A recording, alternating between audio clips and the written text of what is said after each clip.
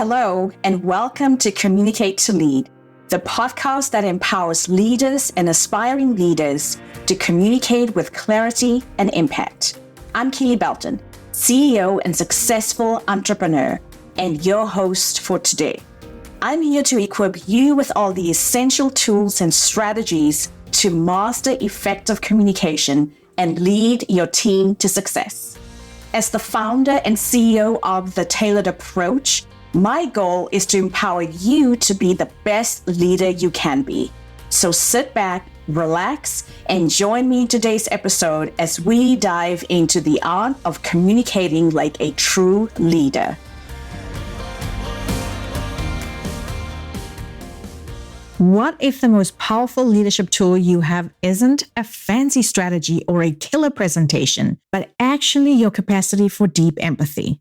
Welcome back to Communicate to Lead, the podcast where we empower women leaders to make a real impact.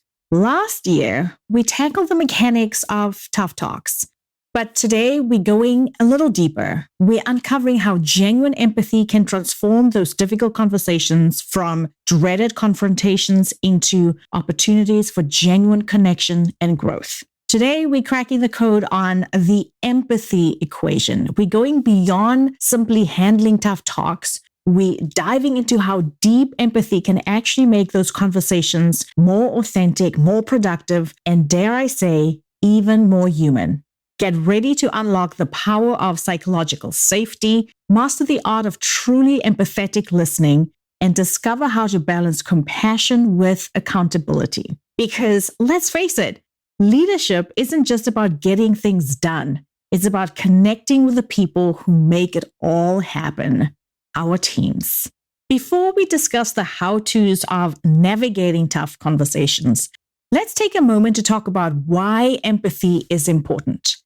And no, I'm not talking about simply feeling sorry for someone. True empathy, my friend, is about stepping into their shoes, seeing the world through their eyes, and understanding their perspectives, their emotions, and their needs, even when you don't agree with them. Imagine this. You're leading a team meeting, brainstorming new ideas for a challenging project. You notice, let's call her Jane, one of your team members, sitting quietly, a hesitant look on her face. Maybe she's got a brilliant idea brewing, but she's hesitant to share it. Perhaps a past experience left her feeling dismissed, or maybe she's battling a wave of self-doubt. This is where your empathy superpower comes into play. As a leader, you can tune in and read between the lines.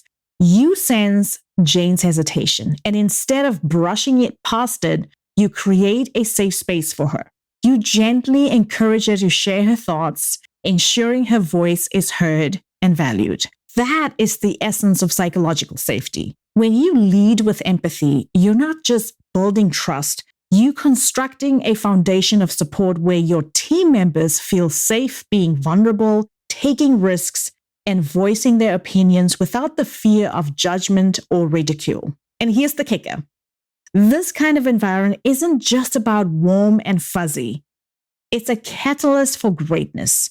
It's a breeding ground for innovation where ideas flow freely, collaboration thrives, and those aha moments that propel your team forward are born. Imagine the possibilities if everyone on your team felt comfortable speaking their minds, sharing new ideas, and being themselves at work.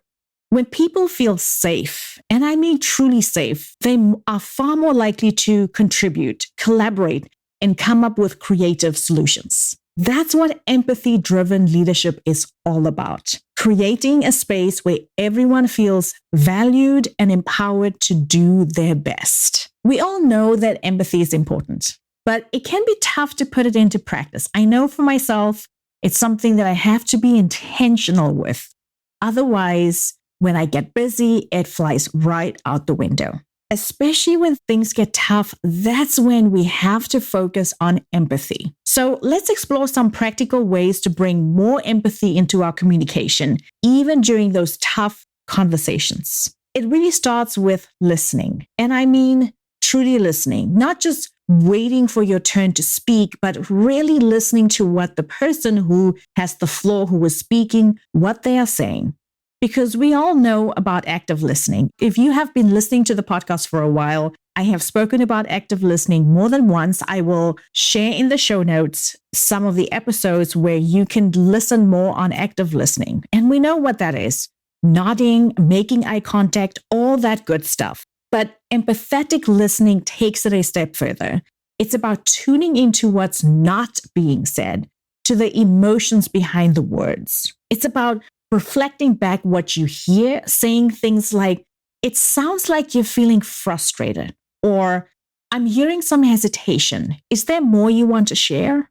And here's a pro tip. Try to see things from the other person's perspective. Ask yourself, what might be happening for them that I don't fully understand? How else can I support them? This perspective taking helps you see beyond the surface and connect with a person on a deeper level, gaining a truer understanding of their needs and motivations. So empathetic listening isn't just about your ears, it's about your whole presence. Don't underestimate the power of nonverbal cues. Your body language and tone of voice are like secret messengers, conveying volumes without a single word. A genuine smile, a slight lean in, a gentle touch on the arm.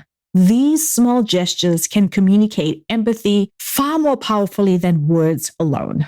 Now, let's get real for a moment. I know what you might be thinking. This empathy thing sounds great, but what about when someone messes up? Doesn't empathy mean letting them off the hook or letting things slide? That's a really important question, because empathy isn't about being a pushover or avoiding difficult conversations. It's about understanding, yes, but it's also about setting clear expectations and holding people accountable for their actions. And that's my favorite part as a coach, as a trainer, that I cheer people on. I understand where they're coming from, but I hold them accountable to their goals, to their dreams, to the bigger vision of themselves that they might have. So it's about finding that sweet spot where compassion and accountability intersect. Think of it like this. Imagine you have a team member who's consistently missing deadlines. As an empathetic leader, you don't just jump to conclusions or reprimand them right away. Instead, you take the time to understand what's really going on. Maybe they're dealing with a personal crisis, struggling with a lack of resources, or they are feeling overwhelmed by their workload. And the crucial part here is that understanding doesn't mean excusing the behavior. You can be compassionate and supportive while still addressing the issue head on.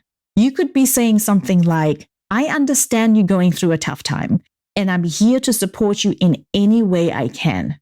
At the same time, meeting our deadlines is essential for the team's success. Let's work together to find a solution that addresses both your needs and the team's goals. That's the magic of balancing empathy with accountability. You create a space where people feel seen, heard, and understood while maintaining the professional standards essential for your team's success.